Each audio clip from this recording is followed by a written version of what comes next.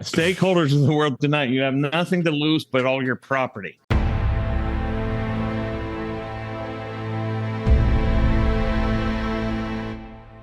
Welcome back to Mind Matters, everyone. I'm Harrison Cayley, joined as usual by Adam Daniels, and from a secret remote location, Ilan Martin.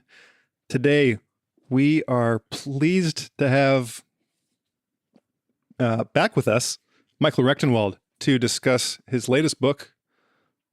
Here it is, The Great Reset and the Struggle for Liberty, Unraveling the Global Agenda. The book came out in January, I believe, just about a month ago, Michael? Right. Yeah, January 10th. So yeah. January 10th. And I've got a review of it on my Substack. And I'll recommend in the review, I recommend that everyone buy it. So I'm just going to do that right away. So before you even listen to the interview, you can head over and buy the book. Michael, where's the best place to purchase it, and where's the second best place to purchase it?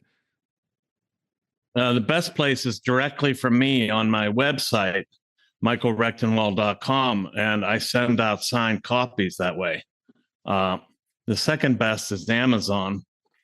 I'm kind of torn between the two because I like the Amazon ratings, but I also like the direct sales because I sign copies, send them out, ship them directly, and we bypass the middleman.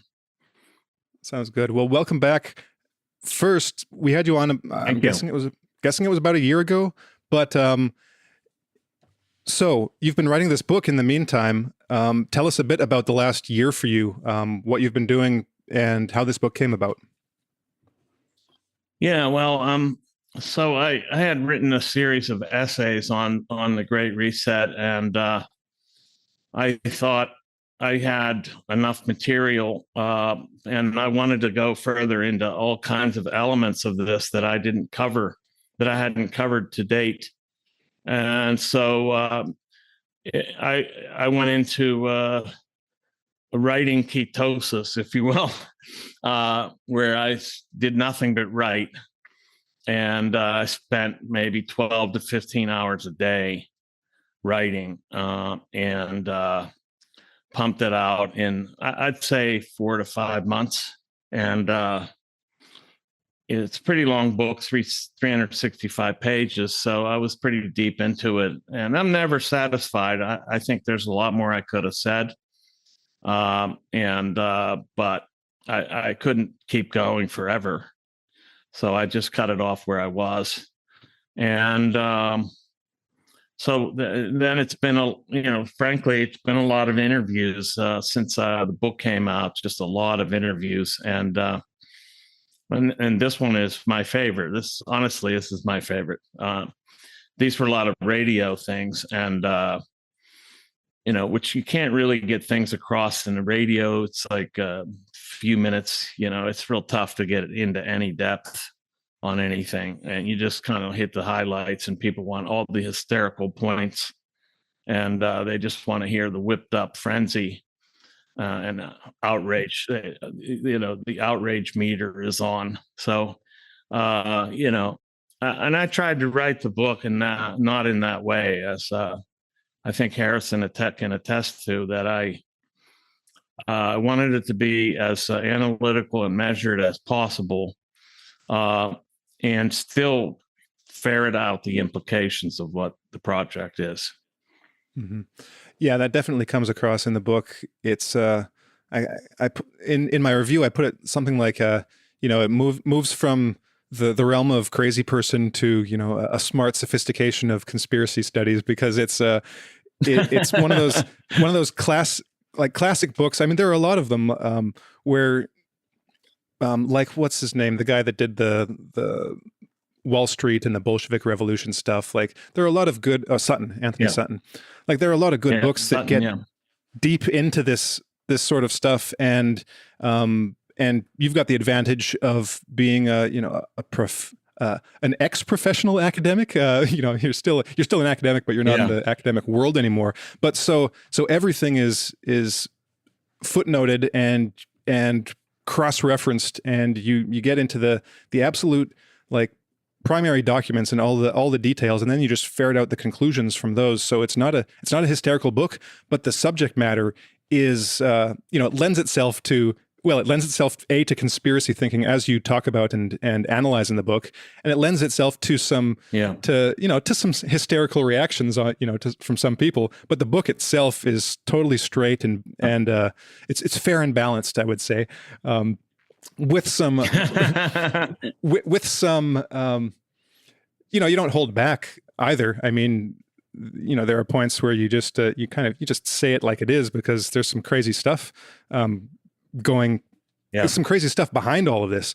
And maybe to get into that, I'll just give a little summary of the book. So it's in how many parts is it? 5 parts. And the first part's kind of like an introduction, introduction to the Great Reset. But then part 1, you deal all with the economics of it. Part 2, pretty much like the history, because there's a long history, and then getting into climate catastrophism, the Fourth Industrial Revolution, and transhumanism, and then conspiracy theory at the end. So I found each section to be just really interesting. I don't even know where I want to start, but maybe we can skip ahead to part 2, because there's a history to this that I think a lot of people probably aren't aware of. When I hear about the Great Reset, or I see it discussed, it's just the Great Reset. You don't really hear about the precursors to it, where it came from, and what the WEF was doing for the past 50 years, because it's been around since 1971, 1972, something around there. So 71. Tell us a little bit about the history, not only of the WEF, but what it came out of. Like, what are the kind of groups that that were precursors to what we see today? Yeah. So, I tried to get a handle on where this WEF, what is their heritage? What is their lineage? What's the ancestry for this organization?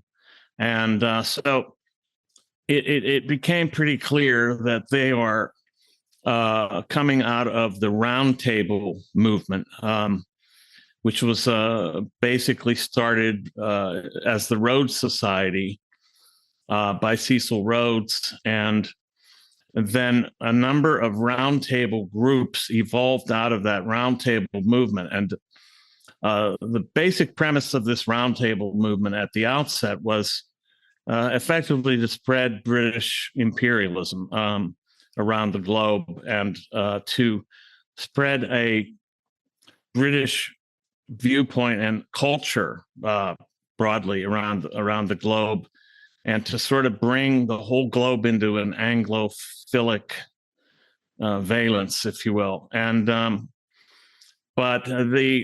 so some of the first groups that came out of that movement were, of course, the Chatham House group itself. That's the Royal Institute of International Affairs.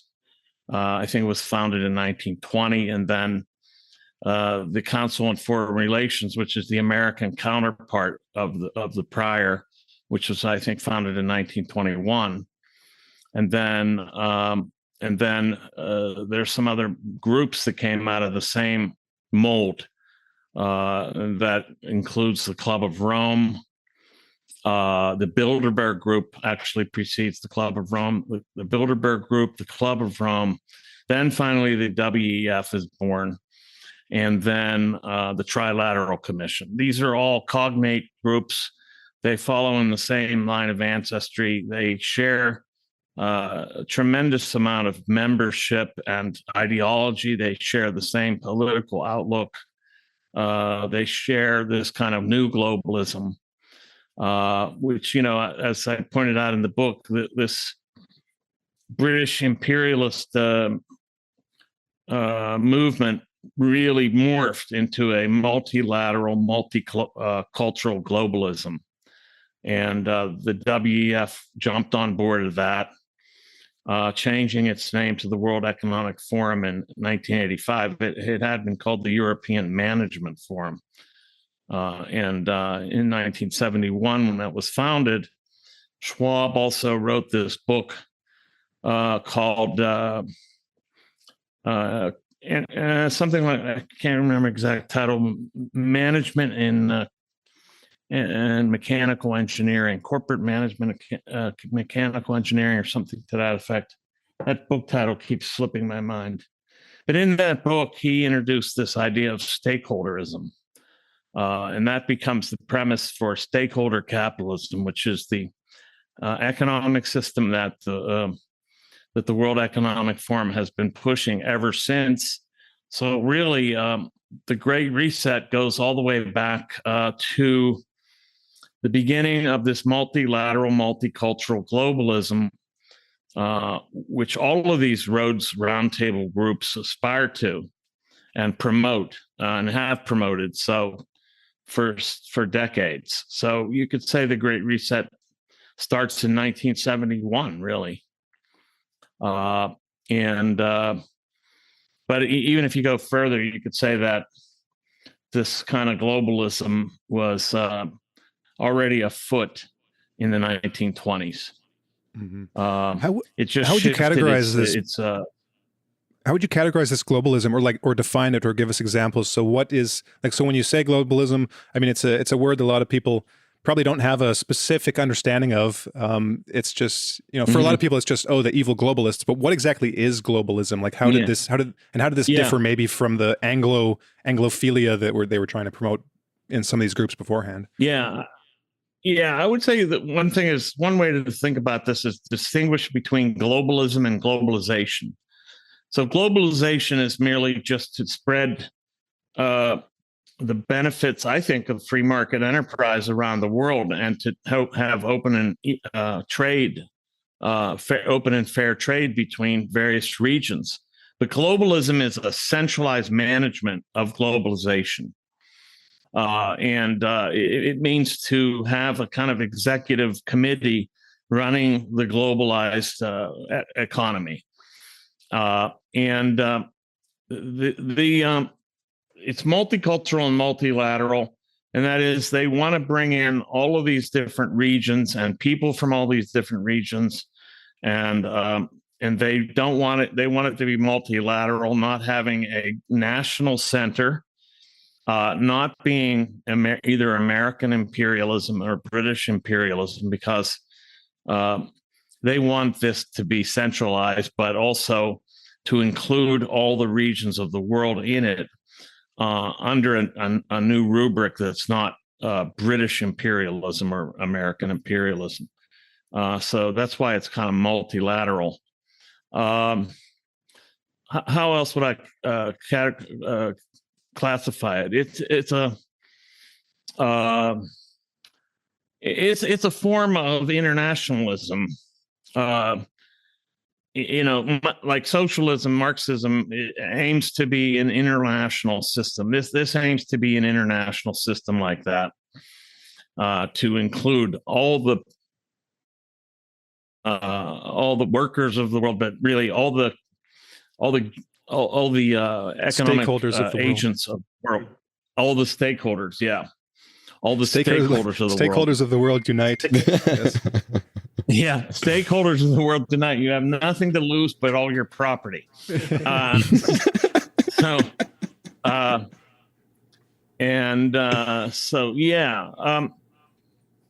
think, does that answer your question on that front? Yeah, I think so. And well, one of the things that kind of relates to another of the words that popped out to me, and that's and you hear it all the time, is this global governance thing.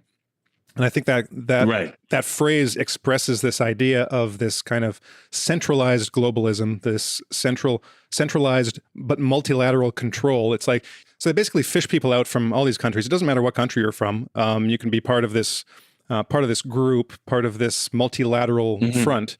And one of the goals of this front, or one of their purposes, is one of the things they do is global governance. And I just found this to be a really interesting word, because I mean, it's just another way of saying world government, but they call it global governance. And so this is kind of an expression of the direction that these things are going. It's how do we all coordinate so that we run the world together? And I just want you maybe comment on that whole idea, or what Well, that that's actually means, or where it yeah, goes. because that's no, I think that's a good point, and I would like to get Michael's opinion on it, because like you're saying, it does kind of like, it gives it a softer edge.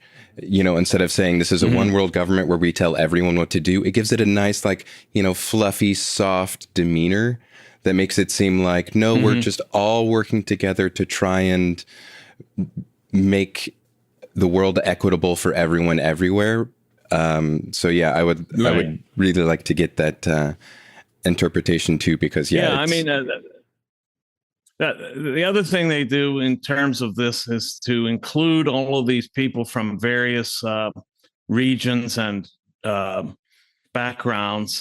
They want to have all these different stakeholders involved, all these different players. So they have like an exotic lineup of people in order to give the appearance that this is like being directed for the benefit of all of these various peoples of the world. But really, it's still this kind of centralized executive management system. And so this is really a ruse on their part. And everything they say has to be decoded. Global governance means that they're not necessarily like telling everyone what to do, but they get the instructions out to all the global partners who then execute these instructions. And so that's what the stakeholder capitalism does. It is a way of getting everybody on the same page. And ironically, the last annual meeting, they called it, the theme was cooperation in a fragmented world. And fragmentation is their enemy. And so we can think about what fragmentation must mean to them. What it means, I think, is basically people doing things without falling under their direction, doing things independently. That's fragmentation. That's they despise fragmentation. In fact, they've written about fragmentation they write about fragmentation. Well, diversity is okay as long as it's all included. So you have to have inclusion with diversity, which means a totalizing system in which everybody is a part. That's why inclusion is so big, and part of this diversity, equity, and inclusion trio. You have to have inclusion because that gives it the totalizing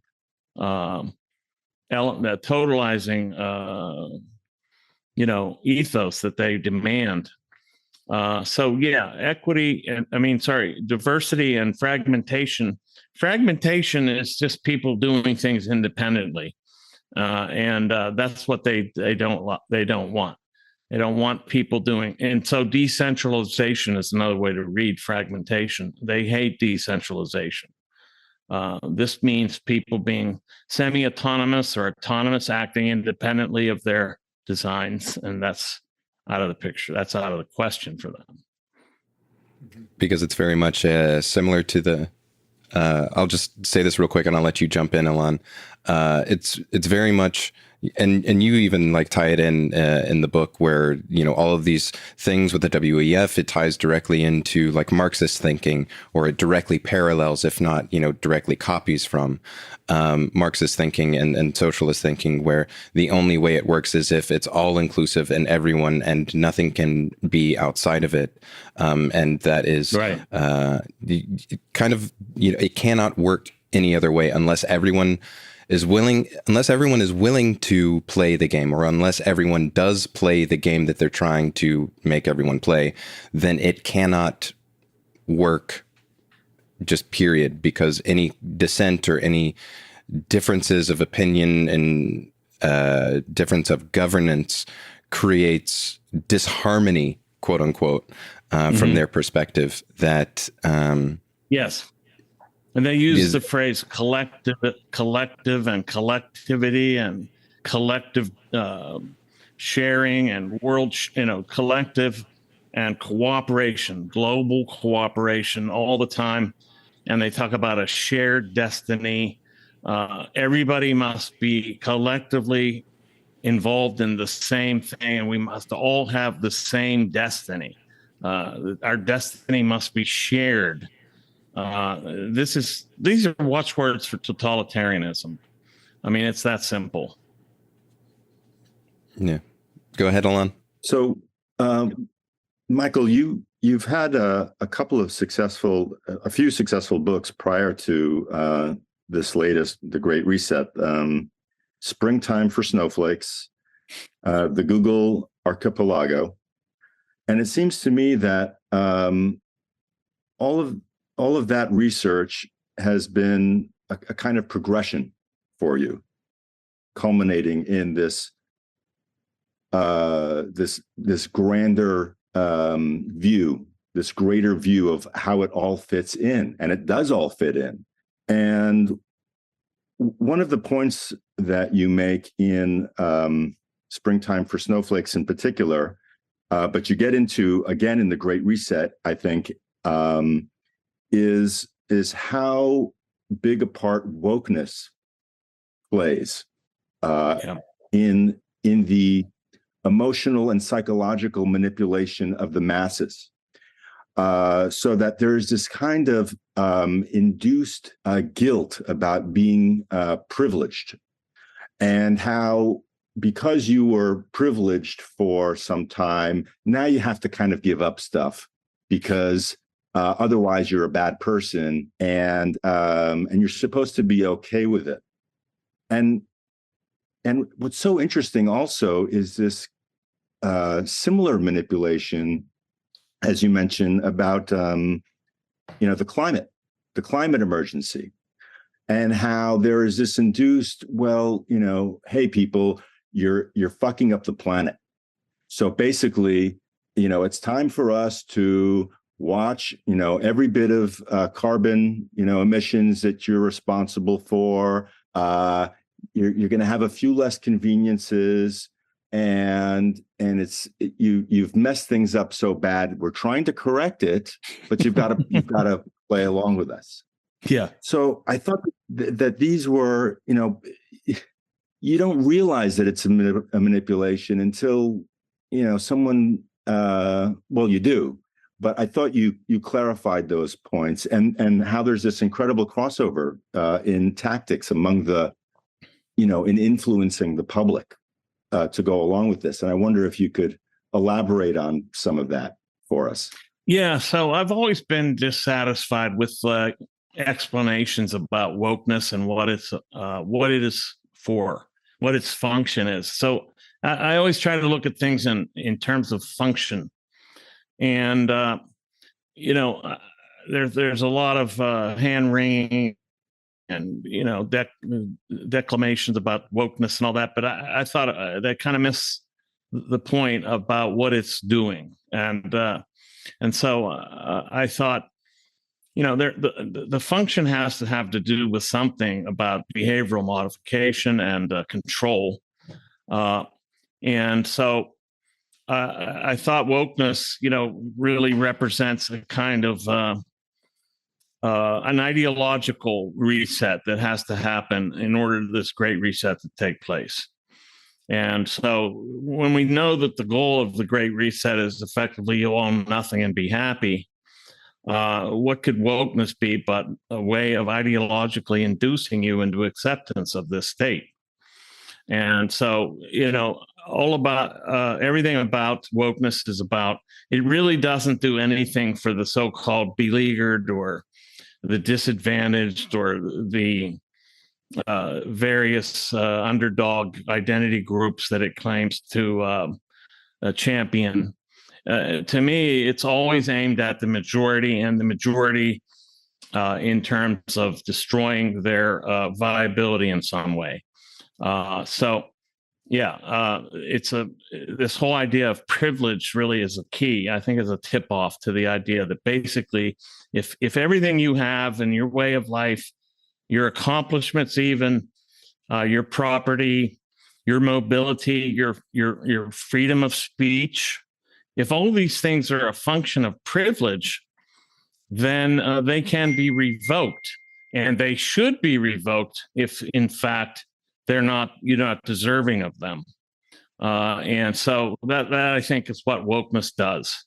Wokeness serves that function, and it'll work on a decent proportion of the population that way. And I think it is working that way on a decent proportion of the population. There'll be dissidents, of course, who do not buy it, and but it'll have a pretty broad effect. And I think we're seeing that effect in people basically accepting the curtailment of their rights and the curtailment of their lifestyles and their mobility and their speech rights and on and on and on. And what's so interesting, as you point out, you make these distinctions between shareholder capitalism, stakeholder capitalism, and you mentioned socialism and communism, where at least the people had the false promise of living in a future utopia where everything would be wonderful for everyone. Here, shareholder capitalism is, no, it's going to be pretty bad for you, but this is what you've earned as a person of privilege. It's like it doesn't even promise anything in the way that socialism and communism did. It's like the worst of all worlds, basically. Right. It's basically promising you what the socialists actually got. Yeah. It's exactly. It's actually more truthful in the sense that it doesn't promise you this cornucopia and freedom from necessity, which Marxism promised, effectively freedom from necessity. That was the main selling point. And then, this shared cornucopia, it says you're going to be bereft of property. You're going to lose out. And this is something you need to accept. And this is all for the better. It's even for your own good. It's for your own good that you'll actually lose out. Because you can't be trusted with these things. You can't be trusted with an automobile. You can't be trusted with fossil fuel use at all. You can't be trusted with free speech. You can't be trusted with free mobility. You can't be trusted with these things. And it's better for our common collective well-being, the collective good, that you sacrifice, that you abdicate these things. Or otherwise, we'll get them off of you some other way. But yeah. Let's one of the other interesting points, just last point for now. One of the other, there's so many things about your book, Michael, that I was saying to Harrison at the start of reading your book, I said, you know how much I've read on the Great Reset, Harrison? I've read it all before, and it's not true. Your book, I realized at the top of the show you thought that you could have written more. Michael, your book covers so much that I didn't know in a very clear manner. It's really, really appreciated. I just wanted to say that to you. But thank you. No, thank you. One of the ways that that all of these policies are getting implemented. I knew about the young global leaders. We hear about that in the news from time to time, that Trudeau and Macron and Merkel and a host of others, Cynthia Friedland, I think her name is, were young, these people who were groomed by the World Economic Forum to basically be shills and to implement, the orthodoxy of the Great Reset for the past however many years. What I didn't know, what I've never heard of, is this group called the Global Shapers, which would appear to be even larger. Thousands of people in media, in politics, in business, who are these like little Trojan horses running around the world stable, and putting their nose in and pushing for all of these policies. So I wonder if you can touch upon, the global shapers as they're called, and tell us what they do. Really. The global shapers. So the young global leaders are people 40 and under who show promise for global governance. The global shapers, they are people 30 and younger who show promise for global governance, and there are thousands and thousands of those, and they have 450 city hubs around the world. They go out into the local governance bodies, and they infiltrate these bodies, and they bring forth the World Economic Forum and the UN's agenda, and they do it under the cover of youth. So this is kind of like the Greta Thunberg brigade. They are coming at you like, well, you have to do this for the sake of our future. And so they guilt trip you with their youth, and this makes you have to obey them on the basis of, well, it's our future after all. You're leaving us this legacy. We want you to leave us this legacy. And likewise, you have to behave in this way. And so they use this cover of youth for this totalitarian regime. These are the little brown shirts, the little actually closer to the Maoist Red Guards. Is really the analogy I would draw. They're like the Red Guards, who are these young people running around, infiltrating state and local governments all over the planet at 450 city hubs. I forget the total number of these global shapers, and their meetings are clandestine. You can't know what's going on in them unless you're invited. So this is semi-secret again. And I believe they're being indoctrinated along the same lines into the climate catastrophism, into the population ethics, into the stakeholderism, ESG, and let's not leave out the virus and vaccine response to the pandemic scenarios that have come up and that will continue, I'm afraid, to rear their ugly heads. So they're being trained in response to respond in the same way that the young global leaders did to the pandemic, which was to institute the most draconian lockdown and social distancing and masking and vaccine mandating of any leaders on the planet. This has actually been studied, and I cite a study to that effect that studied the effects of these young global leaders on the pandemic response. Well, these global shapers are being indoctrinated into the very same types of responses to all of these elements. And they are using like this cover of youth as a way to bring this all about. It's very scary.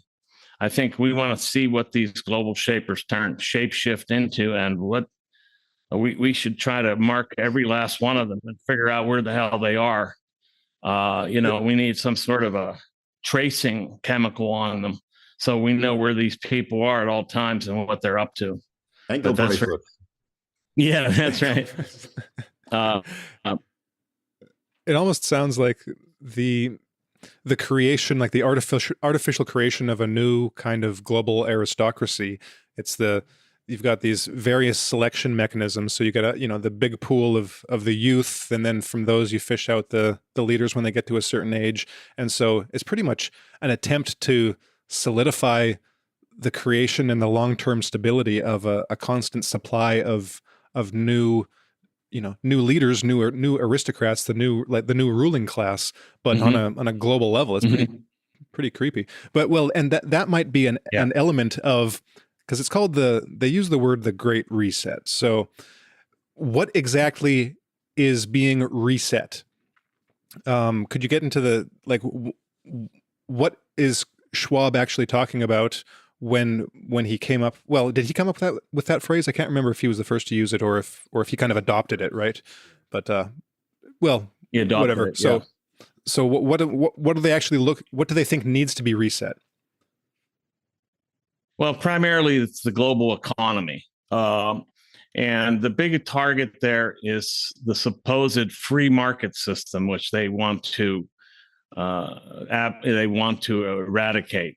because the free market, they say, allows for kind of creative destruction, and it favors growth over the common good, and so on and so forth. So they really want to reset the economic structure, the economic system, to stakeholder capitalism. That's the main reset.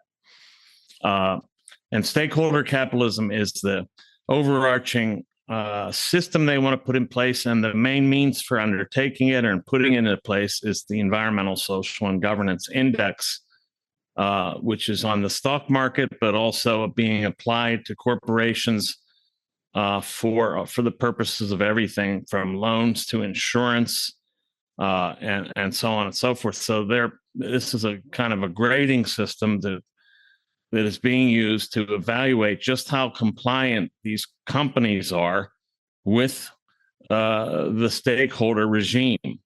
So that's the scorecard for the stakeholder capitalism, the ESG.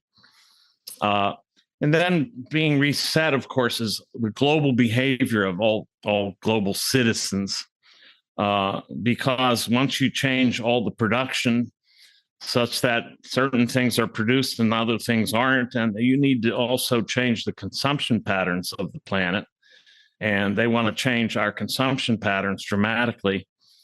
And so that's being reset. What does that mean? It means, they're trying to change our behavior in terms of mobility, diet,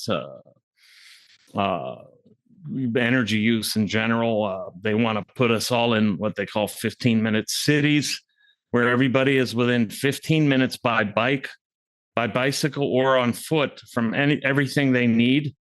And there'll be no need to go outside of this 15-minute city for anything. They hate the rural dwellers. They hate rural life. They want to turn the suburbs into urbans. They want to urbanize the suburbs by moving high-rise buildings into those places, basically collapsing distinction between the city and the suburb, and also basically destroying any kind of sense of exclusivity that the suburbs may have connoted, so that you have basically urban dwellers everywhere, and they're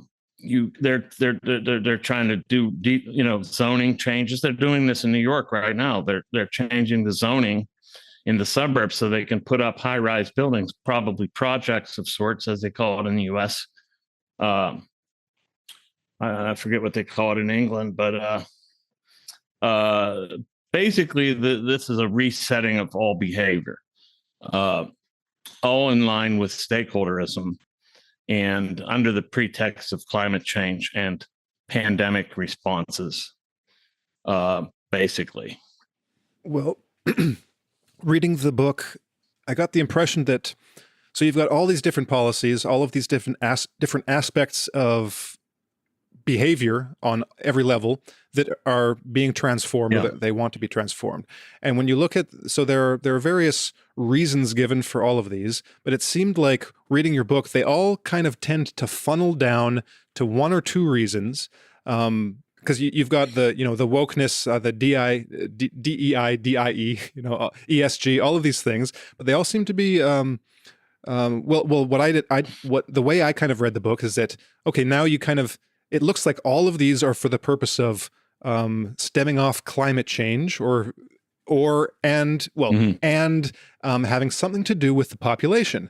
But then in the first chapters on climate catastrophism, it's like, well, the climate catastrophism is kind of bogus. Do they really believe this? And it kind of, what you're left with is kind of that the root reason, maybe the only reason for all of this stuff, comes down to this neo-Malthusian agenda.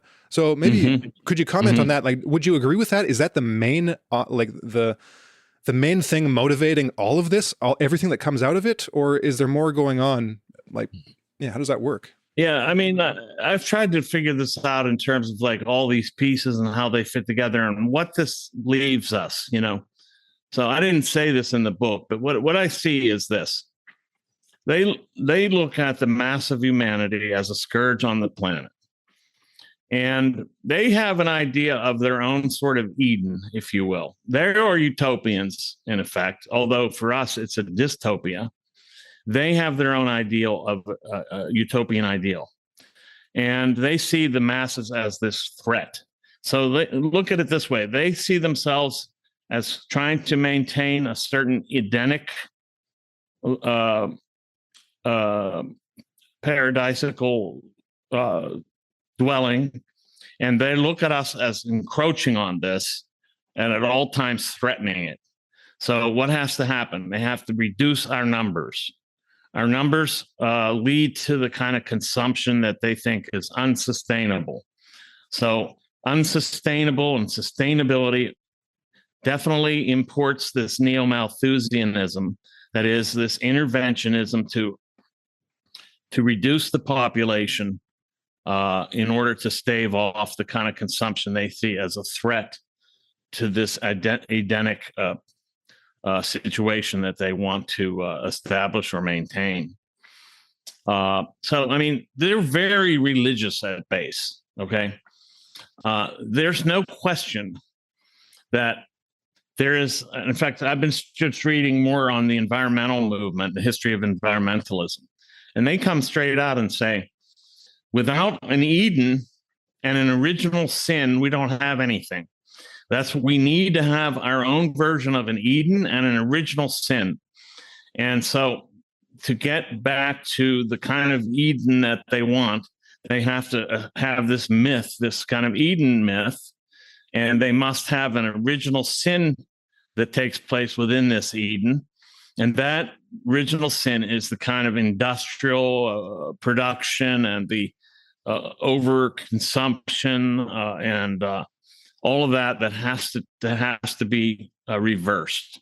It all hinges on population, because that the way they see the masses consumption as this major, a major threat to the way of life that they see as a desirable state, this kind of Eden.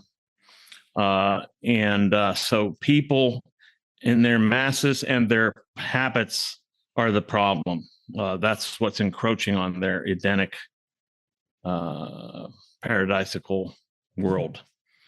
Yeah. One of the, well, we've already kind of touched on this, but a few minutes ago while you were talking, something came to mind, and that was a tweet that Scott Adams made in the last month or so, and it was on the WEF, and he was kind of playing his usual role of annoying devil's advocate, and he said, "Well, what has the WEF ever actually done? Like, what have they actually been effective at? You know, is it all hype? So, what exactly has been the effect of the WEF that we can see in the world?" Oh, that's a great question. And I have to say that people that say, well, they're just a bunch of ineffectual elitists and they just go to these meetings and nothing really happens. These people are so full of shit that it's hard to even address that. They have signed on over 1,000 corporate partners to their agenda. These are the world's leading corporations. They have signed on the world's leading asset managers. They have signed on the world's leading banks.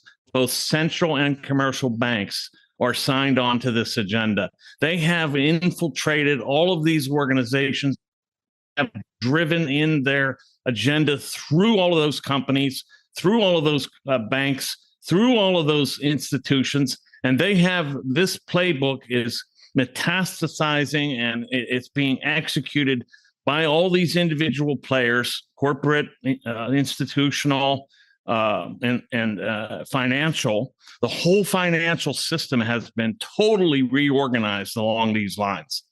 Altogether, there's 4,100 asset managers that are signed on to the UN's principles for responsible investment, which are entirely along the lines of the ESG score and the stakeholder capitalism regime. So, what have they accomplished? They have instituted a worldwide global system that is completely underway, that's completely in action, and that is changing everything under our noses, all without having really had to do anything in terms of legislation. They've bypassed legislative bodies. They've bypassed democratic processes. All of this has been done without a single shot being fired and even a law being altered. Well, it's very much the Antonio Gramsci's cultural revolution type of thing, where in order to change the world, you have to change the culture. And somebody really smart figured out, oh, if you infiltrate the elites, you've got them. And so I think that that's kind of, what you're pointing out is that they seized on this idea and capitalized on it and ran with it to the extent that, like you say, they've now been able to infiltrate dozens. Penetrated all of our cabinets. They've penetrated all the cabinets. Yeah. I mean, it's very much along the lines of Gramsci's idea of cultural hegemony. First revolutionize the ideological apparatuses, and then penetrate all of these institutions. And then they've gone even further by penetrating the world's major corporations and banks and central banks. And they've managed to effect this complete change in cultural hegemony and ideological disposition of all these organizations. And I would say that the elite I call them the subversive elites. These are the people that are undertaking it. This has been a movement of subversive elites. The so-called long march through the institutions is really not some sort of grassroots movement from the bottom up. It has not been that at all. It's actually been undertaken by elites themselves. And what's so interesting also, just to drill down a little bit into this idea of ESGs, for those who've never heard of it, environmental, social, and governance. So it's this kind of scorecard by which a corporation gets rated for its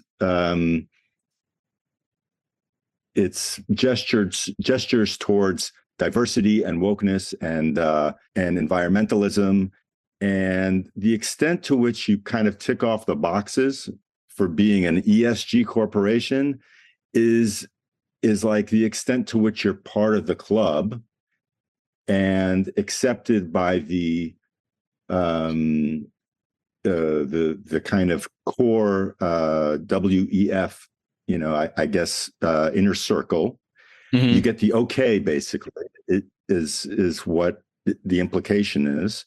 And then you get invested in. But if you don't fall into these ESG parameters, you're pretty much on the outs. Is that correct? Yes. You're kind of threatened with being, we won't work with you. You're not part of the, you don't. It's blatant. It's blatant. They say this straight up, and they do it too. Larry Fink, the CEO of BlackRock Inc., which is the most powerful asset manager in the world, which also runs a computer program that is leading all of the assets and directing almost all investments worldwide. Aladdin, it's called. They are basically deciding winners and losers. This is a cartel scheme. It's a shared monopoly scheme. It drives capital to the compliant, and it drives it away from the non-compliant and starves them of capital investments. Larry Fink said this straight up. There's a tectonic shift underway in capital investment. And if you don't meet the stakeholder bar or the ESG bar, you're out. Bank of America's Brian Moynihan said the same thing. If you don't meet the stakeholder bar, you're not worthy of loans. Yes, this is what it is. So people ask, why do these people accept all these infringements of their property rights in terms of determining what they do with their own property? Because it's a cartel scheme.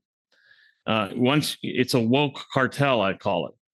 Once you are accepted into this woke cartel, you get capital investments, you get to be a viable player. If you're not in the woke cartel, you get to be starved of capital.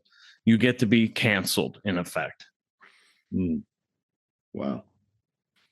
And there was another interesting thing, which might be a little bit of a digression, but it's a point that you make very strongly, Michael, and that is that a lot of these World Economic Forumites, these great resetters, are also working for the UN, are also working for the IMF, are also employed by the World Health Organization, are also members of the Council for Foreign Relations and the Bilderbergers and the Trilateral Commissions and the Club of Rome. And, all of these secret societies that everyone read that Books about. Alex Jones has been talking about for years. All of these, the demons.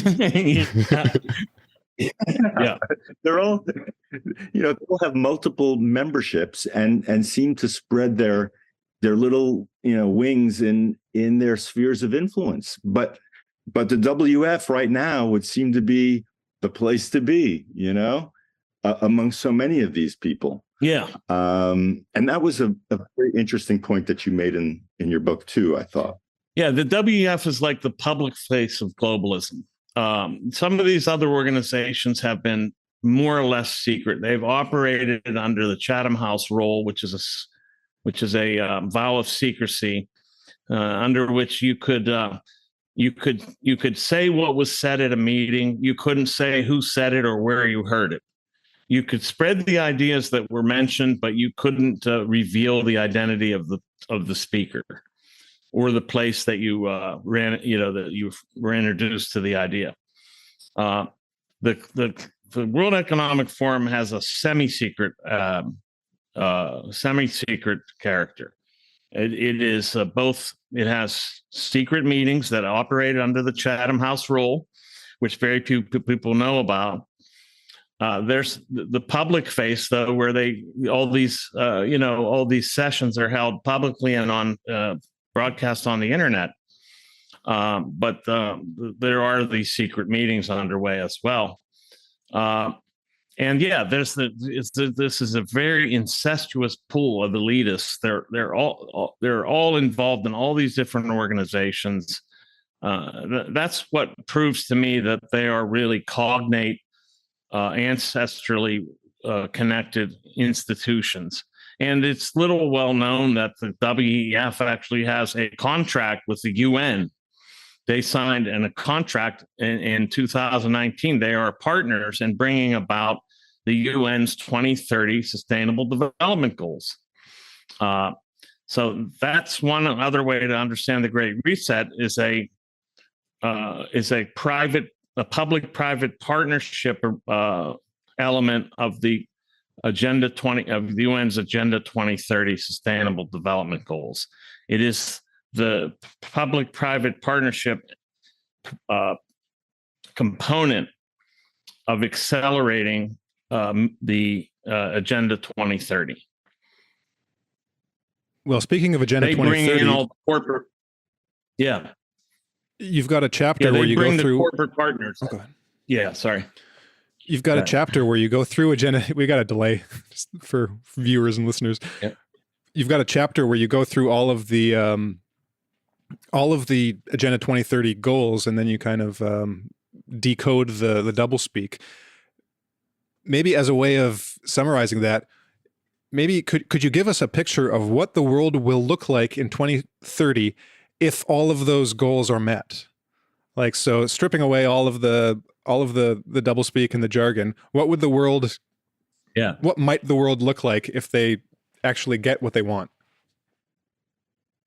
Yeah, you're going to have basically the stakeholder model totally rolled out across the planet.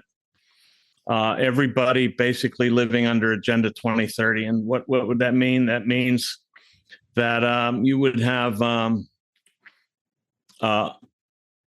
all of the world's assets cataloged under the Internet of Things, and all of the world's people and their bodily processes datified under the Internet of Bodies.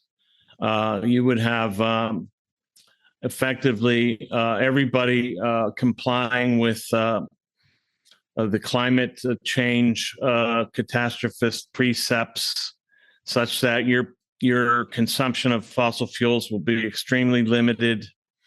You will not be able to probably drive a car, certainly not a fossil fuel, not a fossil fuel burning car.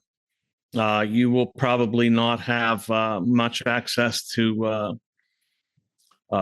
meat. You'll probably be not eating a lot of meat. You'll probably be eating other forms of protein, and this is not a joke. Maybe bugs, and also synthetic meats.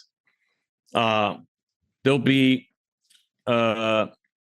centralized government control and stakeholder control using central banks to basically redistribute wealth across the world. There'll be centralized banks controlling, and centralized government and stakeholder control of agriculture, so that there'll be no use of nitrates in fertilizers, pesticides in farming, etc. They'll introduce sustainable forms of protein, insects, and synthetic meats.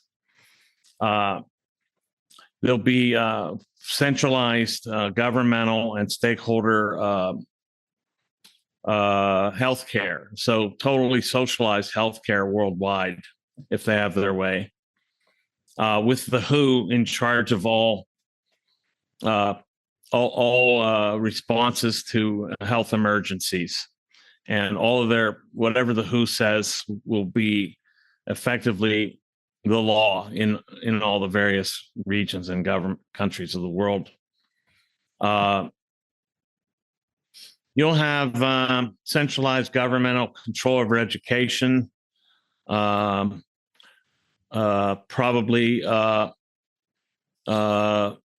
the educational system will be completely collectivist in its outlook and ideological disposition.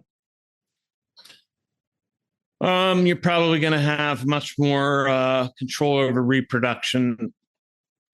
They're doing it through equity or gender equality, which really means basically women exclusively in careerist orientations, so that they don't reproduce. They're going to be way more family planning and encouragement of abortion and euthanasia, probably also to reduce the population. We see this happening in Canada, and it'll be spreading. You're going to have much more control over resources of all sorts, especially land and water resources. Most likely consolidation of farming in the hands of a few preferred producers, and less fragmentation, which is their real enemy. Basically the legislation will come so that fossil fuel based energy will be almost completely outlawed. And that means gas driven locomotion is over. Individual carbon footprint tracking is likely.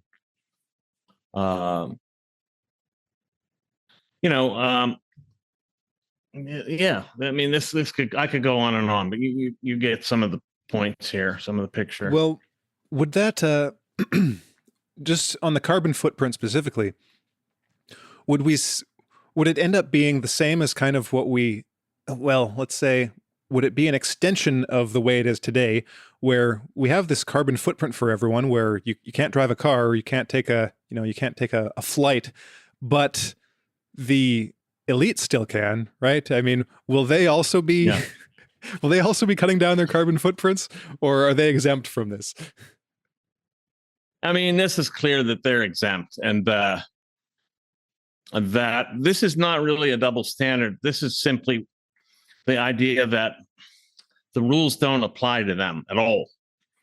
They only apply to the hoi polloi, to the masses, because the masses are the threatening menace that they point to.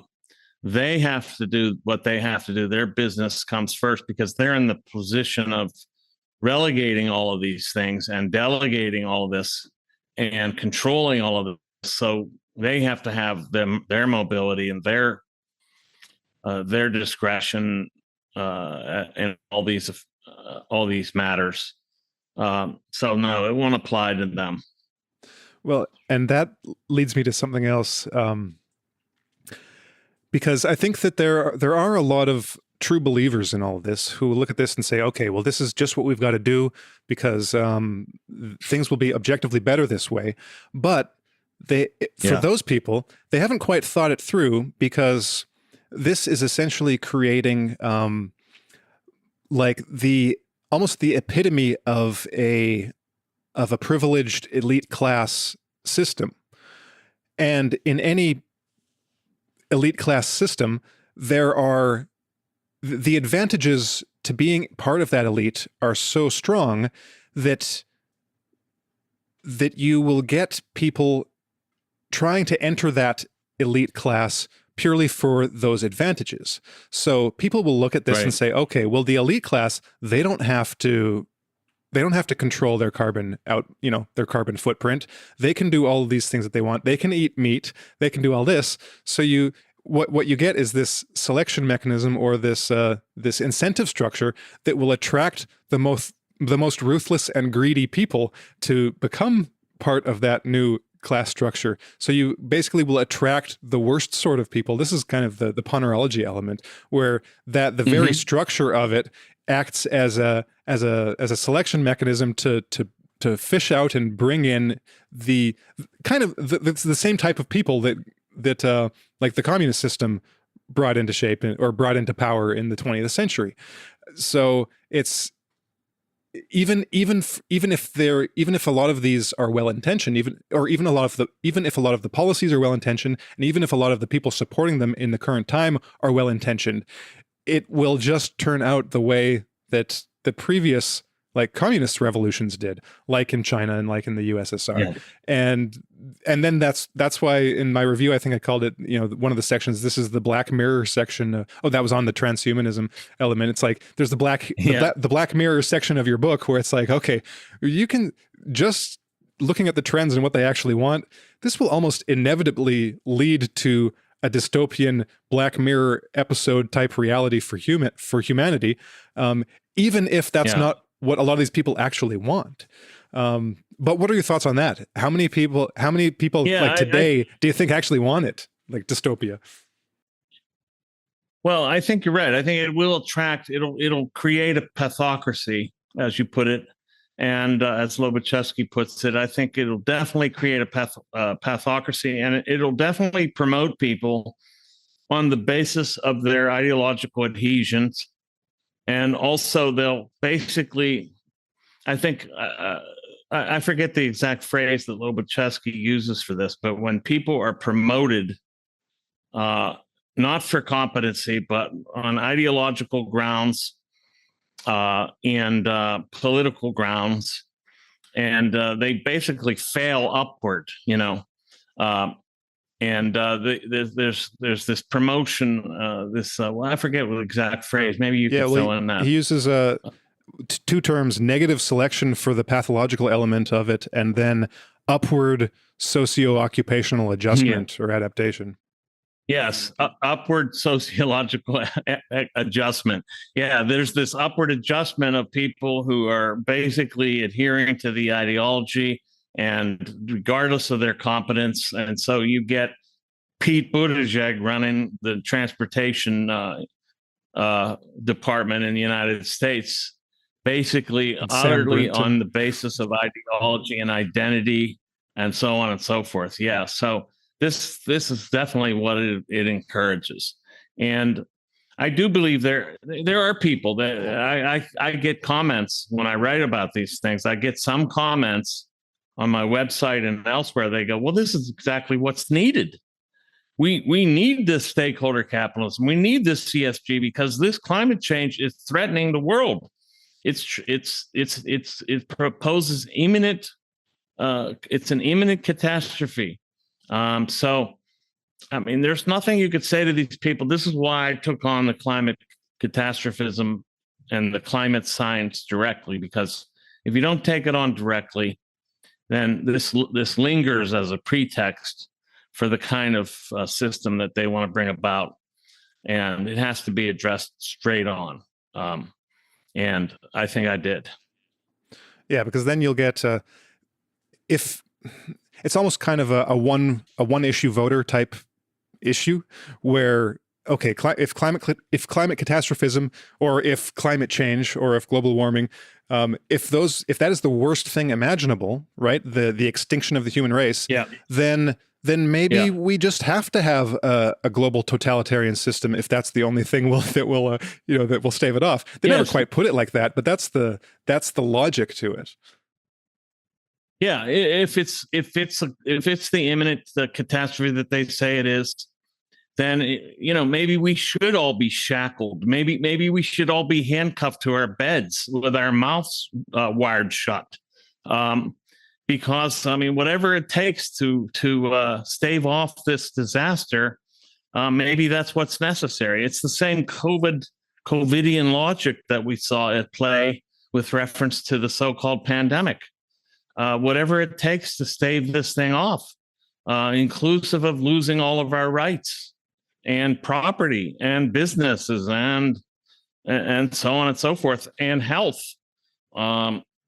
So yeah. I mean, there's little to be done about the useful idiots, but that's what they are. There's unfortunately a never-ending supply of useful idiots. As I say, this is what I say about the left. The left eats its own, but not fast enough, because they're mass producing idiots at too high of a rate. So that the self-eating element is not keeping up with the mass production of useful idiots, unfortunately.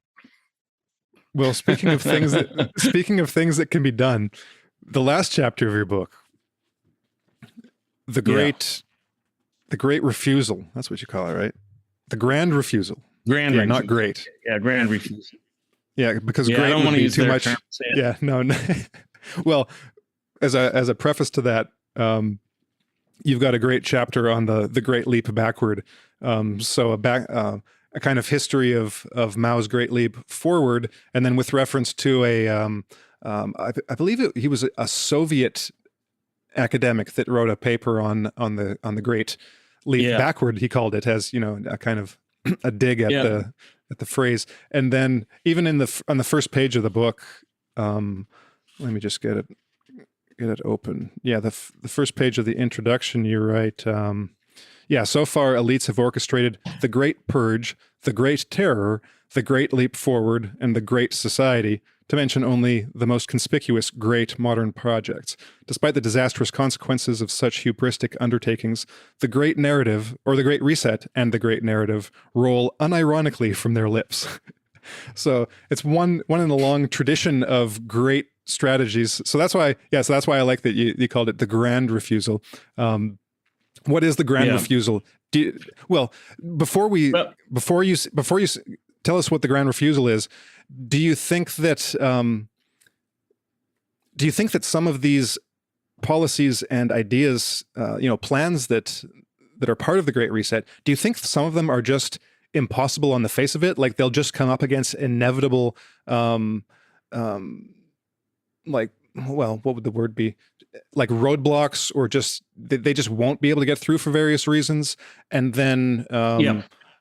and then yeah. So how does the well? I'll say what I think. I think the grand refusal applies to more of the things that have a better chance of going forward, and are steps that need to be Yeah. taken to stop those. Yeah. Well, what do you think about that? Yeah. Yeah. I think, first of all, on the first question, I think the Great Reset economically will lead to a great collapse if it's pushed forward to the extent that they want it to be pushed forward. It's very, the market distortions that it causes, that it would cause or will cause or is causing, are so great that it will lead to economic disaster, stagnation, and any kind of centralized planning is always doomed to fail. And this is kind of like a centralized planning through surreptitious means. And because you can't calculate the worth of anything without natural prices in the market, you don't know what anything is worth. So it distorts the market to such an extent that it'll lead to economic collapse.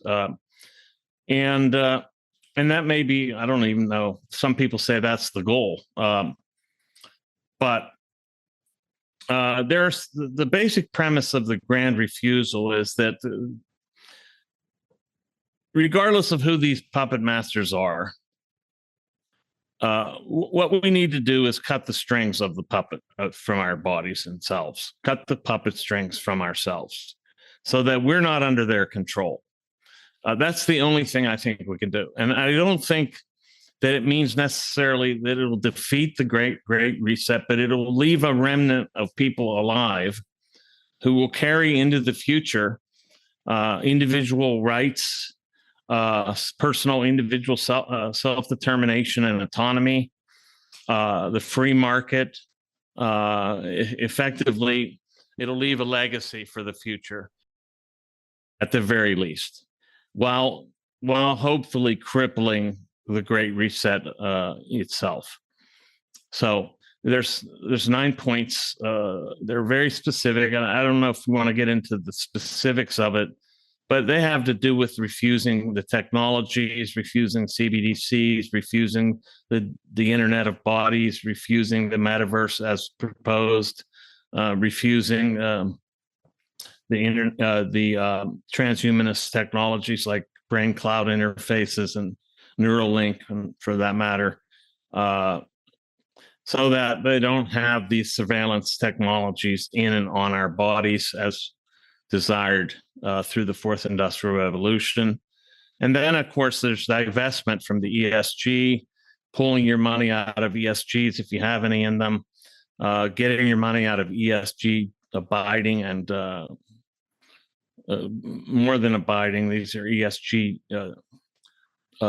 dictatorial banks, and pressuring our representatives for what it's worth into pulling money out of these ESG financed equities and pensions and so on and so forth. So there's very specific things, but the general premise is cut the puppet strings.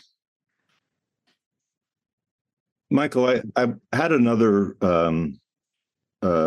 kind of question for you, because the Great Reset has been, we've been frogs in the proverbial boiling water for quite some time now. Yeah. But it would seem that with COVID, the West took China as an example of implementing totalitarian policy and ran with it. And Schwab also came out at one point and even said, hey, guys, this is a great opportunity to enforce our way of thinking and to get people used to medical tyranny and being told what to do and when to do it and how to do it. So it seems like with COVID in particular, we've reached a new level great resetness. And you spoke a little bit just a moment ago about economic destruction. And I'm making a larger point here. In 2008, 2009, we had the global financial crisis, right? You had all these derivatives and bank failures and systemic failure and bank bailouts. And it seems that between then and now, there has been nothing regulatory or in the banking system to prevent something like that from happening again. And not only is that the case, but, according to who you read, there's like $80 trillion out there that's involved in these complex derivatives, and there are other terms for instruments. And in other words, the system is screwed, basically. And it seems in the minds of some that it's just a question of time before we have this so-called black swan event, which occurs, which causes another systemic banking system failure. So I'm like hearing this, and I'm wondering, hey, is this going to be the new opportunity for the World Economic Forum when that happens, to close all the banks one day and open them up on Monday and say, hey, folks, we've got a solution. Anyway, if there's any part of that makes sense to you, I was wondering how you thought that CBDCs might be implemented, or what the next event may be that may bring us to the new plateau. Yeah, I mean, a lot of people say that the financial collapse is inevitable, and so I've read some analysts who suggest that the Great Reset is just like a short gap means for giving the financial collapse a softer landing. If we can get rid of people's spending habits and their consumption patterns and their wealth, then the financial collapse will be less dramatic. And so, but there's the possibility that the Great Reset is actually what gets fully implemented upon a financial collapse. And that would entail probably the issuing of the CBDCs as the solution, so that people will probably get some sort of debt forgiveness.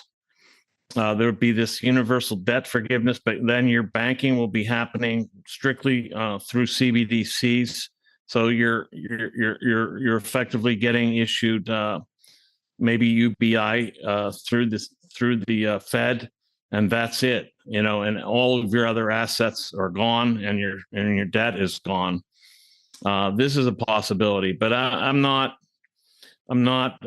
versed enough in the financial sector to be able to address that too much more. I think it's a possibility, but I'm not exactly sure how it relates to the Great Reset, unless the Great Reset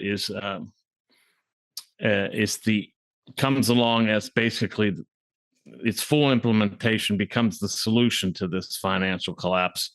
I think CBDCs will be pushed through if and when there is a financial collapse like that.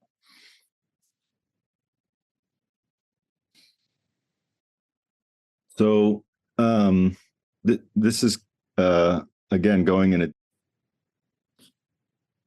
different direction, because we're looking at the Black Mirror dystopia, transhumanist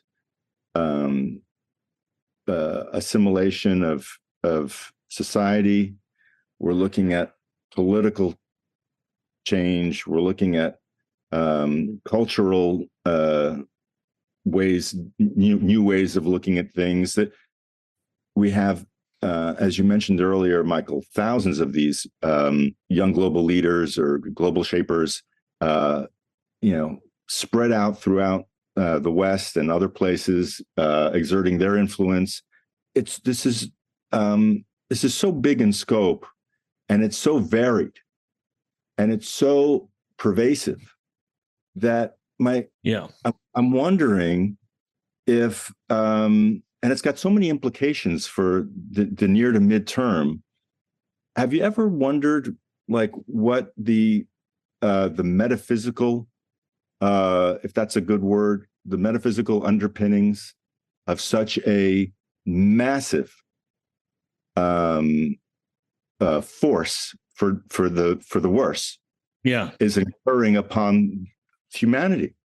Yes. What does it mean?